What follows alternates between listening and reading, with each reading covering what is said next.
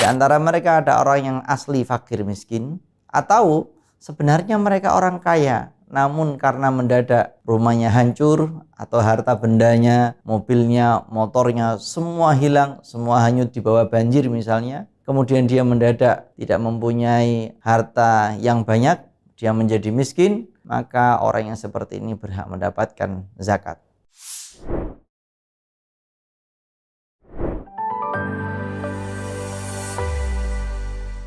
Assalamualaikum warahmatullahi wabarakatuh. Bismillah, alhamdulillah, wassalatu wassalamu ala rasulillah, amma ba'd.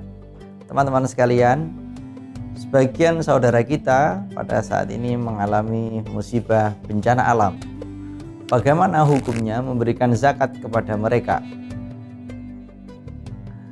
Di dalam ayat Al-Quran disebutkan bahwa spesifikasi penerima zakat hanya dibatasi 8 asnaf. Fakir miskin, amil, mu'alaf, budak, orang yang punya hutang, sabilillah, ibnu sabil. Itu adalah ketentuan-ketentuan yang sudah diputuskan di dalam Al-Quran. Sekarang kita lihat bagaimana para korban bencana alam ini. Apabila mereka telah memenuhi salah satu dari unsur 8 asnaf tersebut, maka mereka berhak mendapatkan zakat. Misalnya, di antara mereka ada orang yang asli fakir miskin, atau sebenarnya mereka orang kaya, namun karena mendadak rumahnya hancur atau harta bendanya, mobilnya, motornya semua hilang, semua hanyut di bawah banjir misalnya. Kemudian dia mendadak tidak mempunyai harta yang banyak, dia menjadi miskin, maka orang yang seperti ini berhak mendapatkan zakat. Bagaimana kalau korbannya masih tetap mempunyai kekayaan? Apakah boleh diberikan zakat? Hukumnya tidak boleh. Namun dia berhak mendapatkan infak dan sedekah. Para teman-teman sekalian, zakat ini dibagi menjadi dua. Ada zakat mal, ada zakat fitrah atau zakat badan.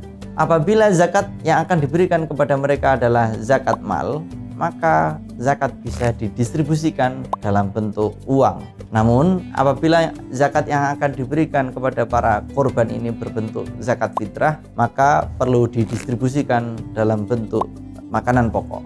Para teman-teman, zakat mempunyai aturan yang lain daripada yang telah disebutkan tadi.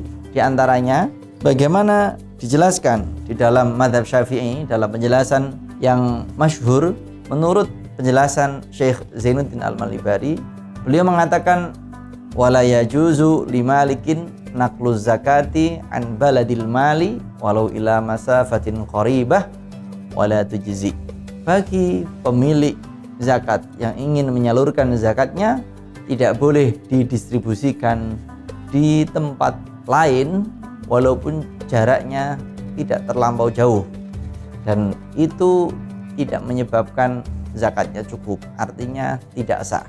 Meskipun begitu, sesuai dengan pendapat masyhur, di sini saya menemukan pendapatnya Ibnu Ujail, Syekh Hasan bin Ahmad bin Muhammad ibni Salim Al-Kaf dalam kitab At-Taqriratus Sadidat. Beliau menjelaskan, qala al-Imam Ibnu Ujail rahimahullah, thalathu masail yufta biha ala ghairil masyhur fi madhhabil Imam Syafi'i.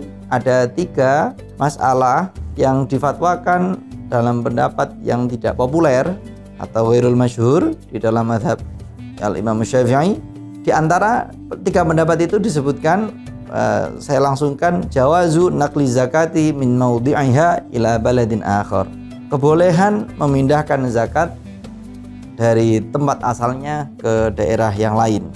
Dalam catatan pinggir kitab yang I'anatul Talibin itu, kayak karya Syekh Abu Bakar Syato At-Timyati mengatakan, annal qaul bin naqli yujad fi madhhab Syafi'i wa yajuz taqliduh wal amal bi muqtadah. Sesungguhnya pendapat memindahkan zakat dari satu daerah ke daerah lain, orang Jakarta mau memberikan zakatnya kepada orang Demak misalnya, atau ke orang Bawean misalnya, atau orang Semarang karena korban banjir di Jakarta, orang Semarang mau zakat kepada orang Jakarta misalnya. Ini ditemukan di dalam mazhab Syafi'i.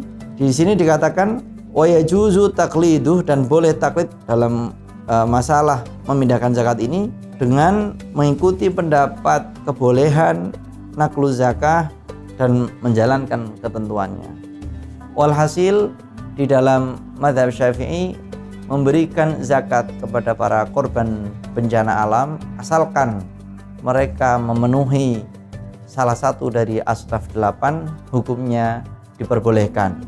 Terima kasih, semoga bermanfaat. Assalamualaikum warahmatullahi wabarakatuh.